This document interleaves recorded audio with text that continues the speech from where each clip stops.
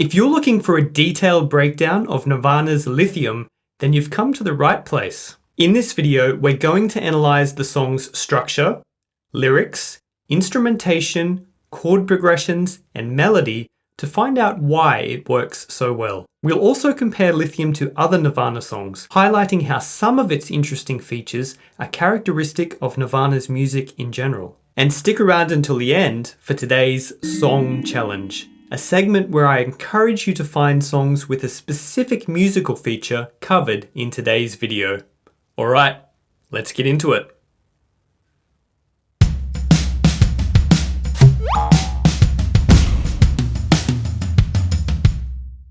This song has three main sections. The verse. I'm so happy, 'cause today I found my friends, they're in my head. The chorus.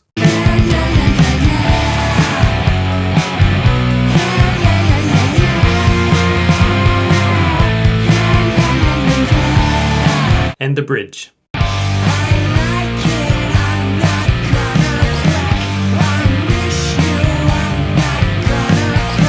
There is also a guitar intro.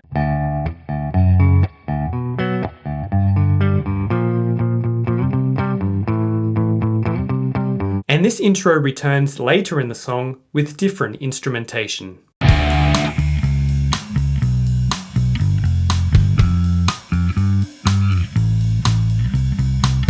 The structure begins with a verse-chorus pattern, which is repeated, before introducing new material in the bridge. This new section adds variety and keeps the listener interested. So far, very standard song structure.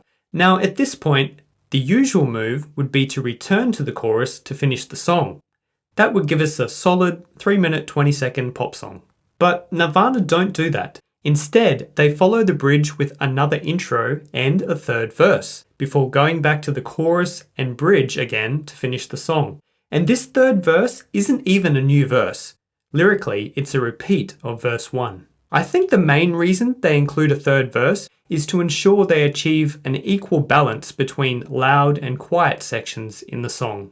If we organize the song into loud sections and quiet sections, you can see that we have the same number of loud sections as quiet sections, and they're spread evenly across the song. But if they had not included a third verse, the loud to soft ratios would be off. In fact, the whole second half of the song would be loud with no reprieve. It would be dynamically unbalanced. Nirvana also uses a third verse in Smells Like Teen Spirit, achieving a similar dynamic balance across that song.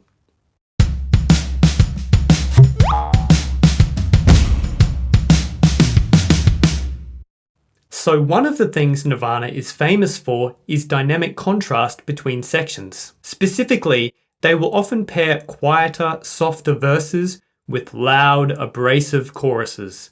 Cobain cited the Pixies as his source of inspiration for using this dynamic technique. If you're interested, Gigantic is a great example of the Pixies using this loud, quiet dynamic. I'll link to it in the description.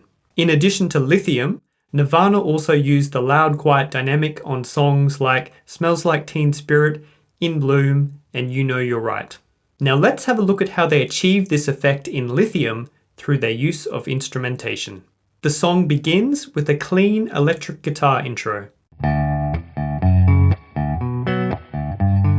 This guitar part continues in the verse, but is joined by vocals and drums. Notice that Cobain's voice in the verse is fairly clean. He's using a normal singing voice. And the drums are quite restrained. The kick only appears every 2 bars to highlight the first beat of the bar. And instead of the snare drum, we get a side stick or cross stick, a technique where instead of hitting the actual snare drum, you rest your hand on the snare drum and hit the metal rim with the drumstick, resulting in a lighter, higher pitched sound, not dissimilar to a metronome click. You'll hear cross sticks used in the quieter sections of songs and gentler genres like ballads. And to top it off, we have 8th notes played on the ride cymbal. I'm so happy, 'cause today. Now, the arrival of the chorus sees every element of the instrumentation undergo a change. The clean electric guitar switches to multiple distorted electric guitars. The distortion in the guitars gives the chorus a harsh, grating tone that strongly contrasts with the clean tone used in the verse. Furthermore, having multiple guitars and panning them to opposite sides results in a bigger, wider sound. The guitar chords are also strummed power chords, adding another element of heaviness that contrasts with the picked chords in the verse.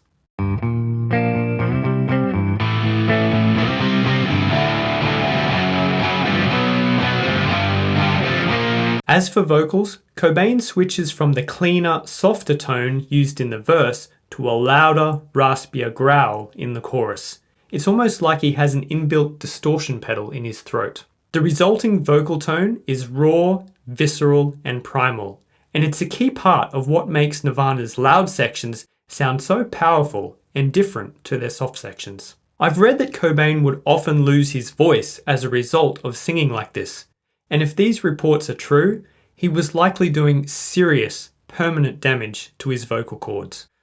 Talk about sacrificing yourself for your art. They've also double-tracked his vocals to add even more power to them. Double tracking is where you record the same part twice and then layer the recordings over the top of each other. Yeah, yeah, yeah, yeah, yeah. Yeah, yeah, yeah, yeah, yeah. Yeah, yeah, yeah, yeah, yeah. Yeah, yeah, yeah, yeah, yeah. Yeah, yeah, yeah, yeah. The key difference in the drums is that the softer cross ticks used in the verse are replaced by hard snare hits, and the kick drum is much busier.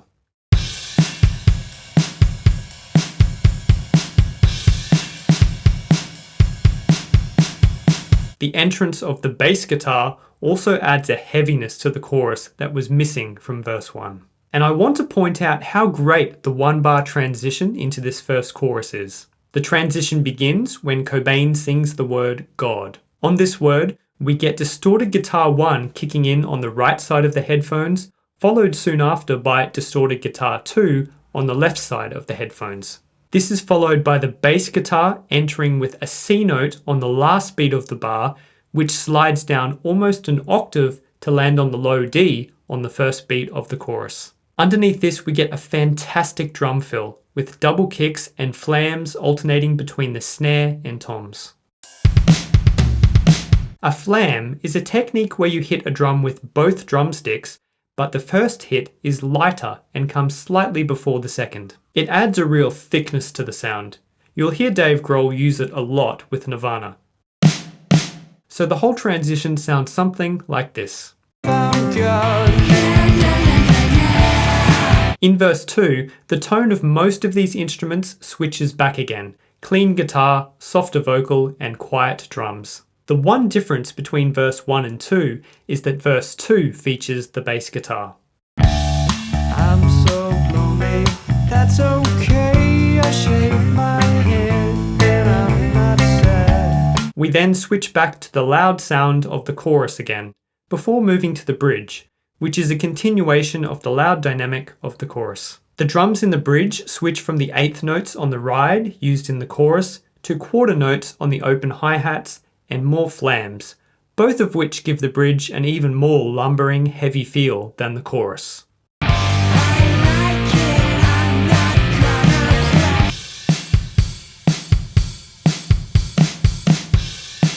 The bridge is also underpinned by a fantastic bluesy bass line.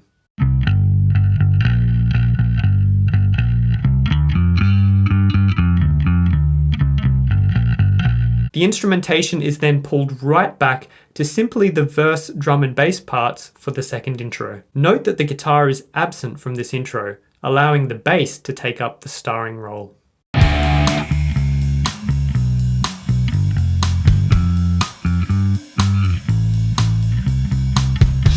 We then get the third verse, which is mainly drums, bass and vocals.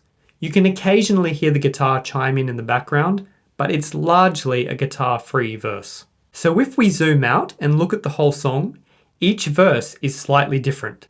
Verse 1 is guitar only. I'm so happy 'cause today Verse 2 is guitar and bass. I'm so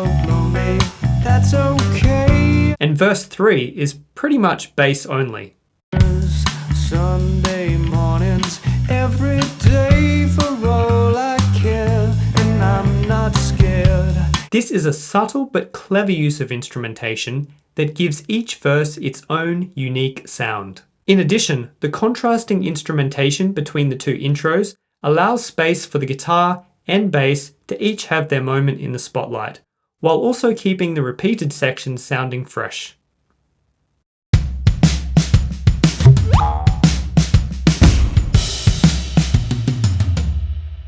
Chords and melody are where Cobain really excelled musically, so let's take a look at what he's doing in Lithium.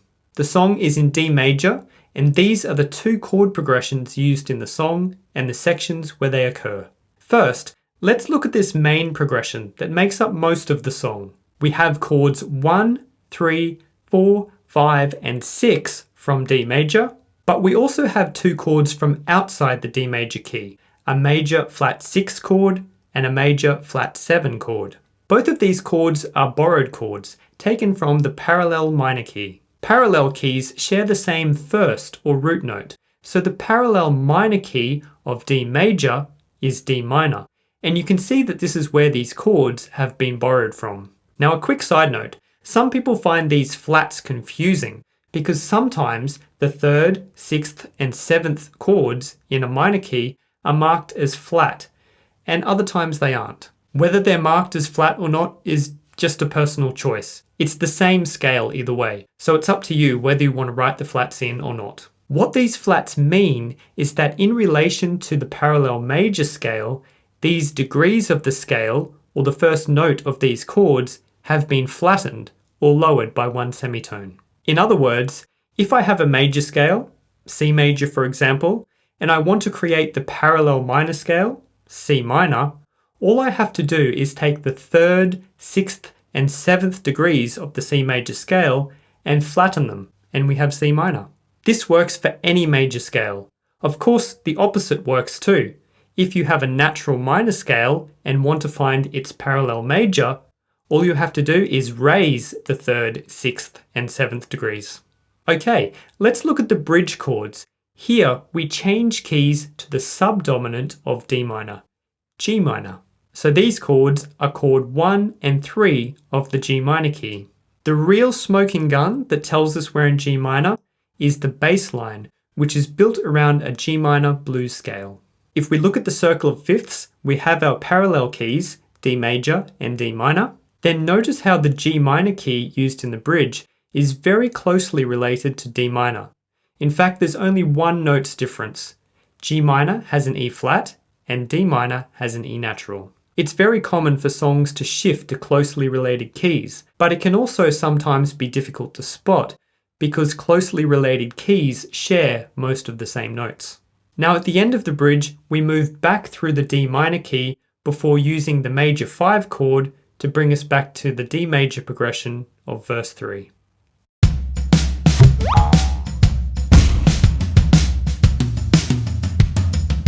Now, one of the benefits of using borrowed chords is that it expands the palette of potential notes you can use in your melody. While there are no rules, generally song melodies are made up of the notes of the key the song is in. Lithium is in D major, so our melodic palette is made up of these 7 notes. But using borrowed chords opens the gate to a wider range of melodic possibilities, because when we use these 2 borrowed chords, we also have access to B flat, C, and F. So now we have 10 notes, which means there is more flexibility, and the melody can be more slippery and chromatic. To put this in perspective, there are only 12 possible notes in Western music. After this, we are just repeating the same notes up an octave. So 10 out of 12 is a lot, and trying to juggle all these notes could be disastrous in the wrong hands, but Cobain makes it look easy. Most popular songs use 6 to 8 notes in their melody. Some songs use even less. You certainly don't need a lot of notes in your melody to create a beloved hit song. Just look at Tom Petty's Free Fallin'. Now in a way, when we use borrowed chords, we are mixing the major and minor keys into a hybrid key that has qualities from both. In fact, borrowing chords from parallel modes is also commonly referred to as modal mixture. Let's have a look at how this works in the verse of Lithium. You'll notice that when we are using the chords from D major, the melody uses B and D sharp. But when the chords borrowed from the D minor key are played, the melody uses B flat and C, the notes from the D minor scale. So it feels like we're kind of slipping back and forth between D major and D minor. And it's this crossover point that is the pivotal point of the melody. It starts out like any standard D major melody. I'm so happy 'cause two. But here we get that C sharp two played against a G chord, which is quite dissonant. The C sharp is clashing with the D in the G major chord because they're right next to each other. The C sharp really wants to become that D it is clashing with. Now the most obvious way to achieve this resolution would be by moving to chord 1. Now C sharp does indeed resolve to D, but instead of this happening through chord 1, it happens through B flat, which is surprising because it's a borrowed chord. So it sounds foreign, but it also sounds good because it resolves the tension and uses smooth voice leading. Next, we get our extra borrowed notes in this little motif, B flat, up to C, and then down to A. This 3-note motif is then repeated down a step and a half, which resolves us back to the major sound.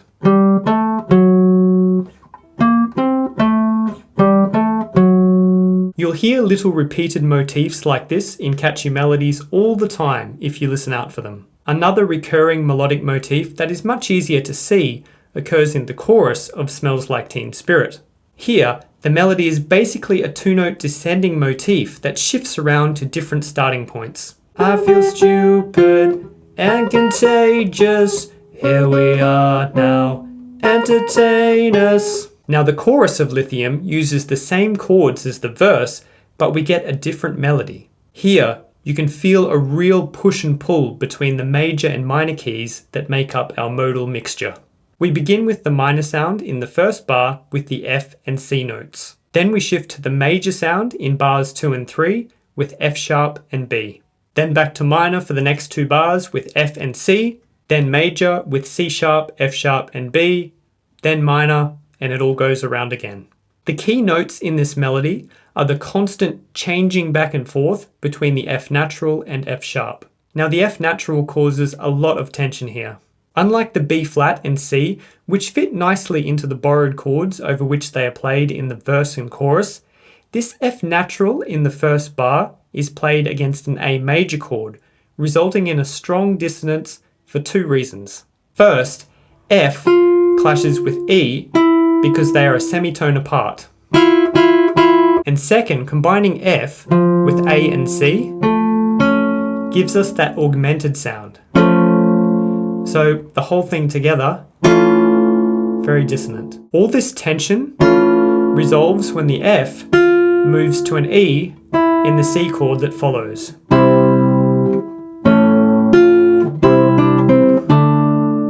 Now you could say that the F at the end of the bar here is played against a G chord, resulting in a G7th chord. But I believe the onset of this F note occurs during a brief gap between chords, during a chord change, so I don't think there's a G7 chord here. The F simply lands slightly earlier than its actual accompanying chord, B flat major.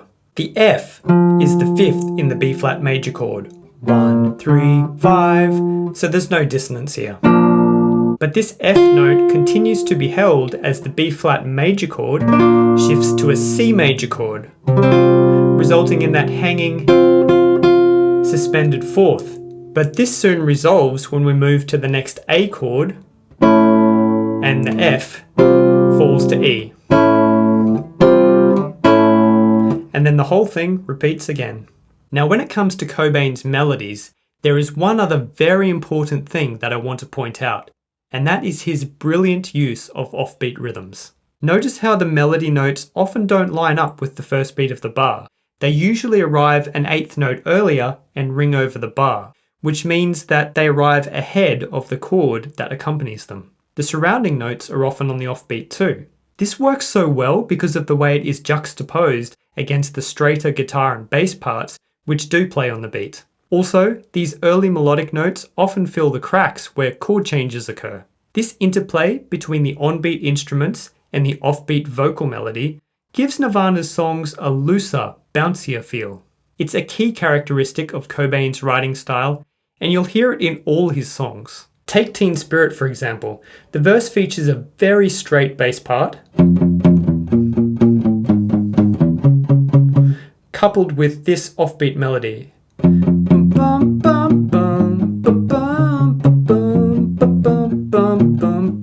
See how free that sounds? If he had sung an on-beat melody, it would lose a lot of that loose edginess.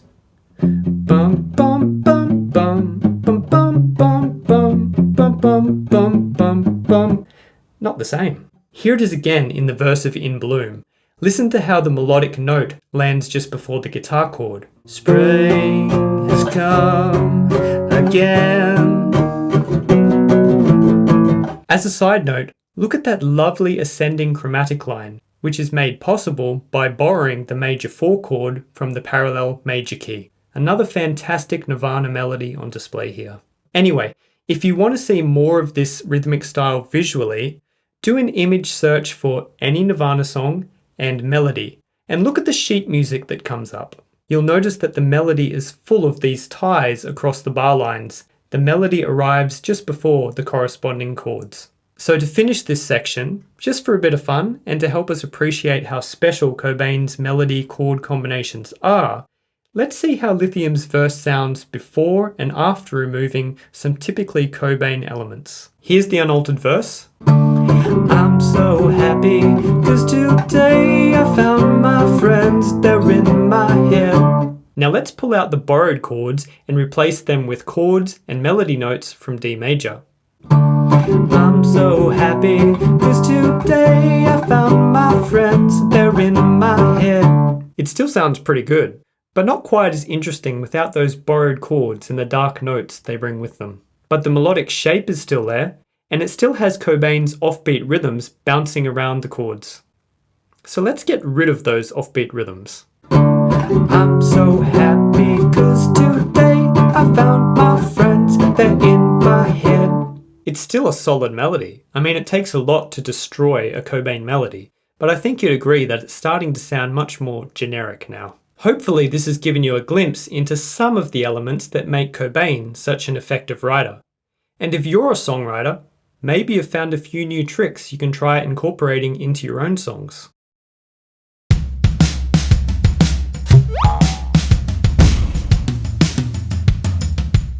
Now, song lyrics are very subjective, and this is especially true for Nirvana songs, because Cobain's lyrics are often vague to the point where it's difficult to know definitively what he's talking about, which paves the way for multiple interpretations. So I'm just going to make a few observations, but feel free to leave your thoughts in the comments.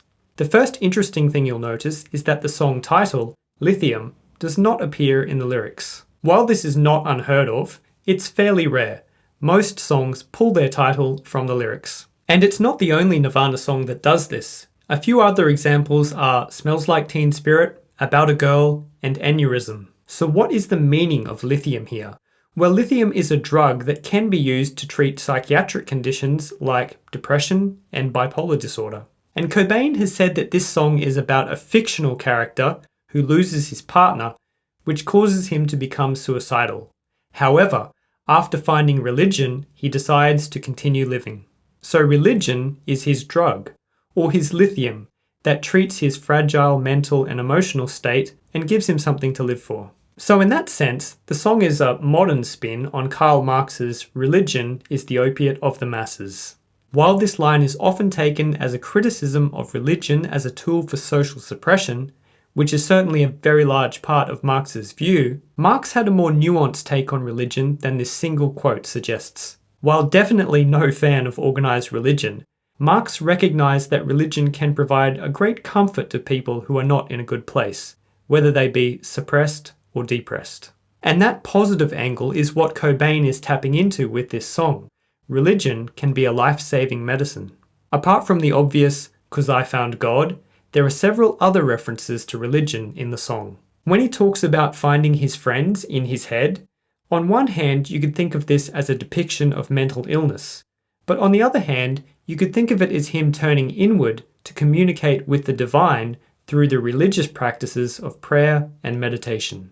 Sunday morning is a reference to many church services typically being held on Sunday mornings. Lighting candles is a practice used in many religious ceremonies, and you could take the mention of shaving his head as a reference to the practice followed by many Buddhist monks. The verse lyrics are largely made up of the protagonist revealing his different emotions.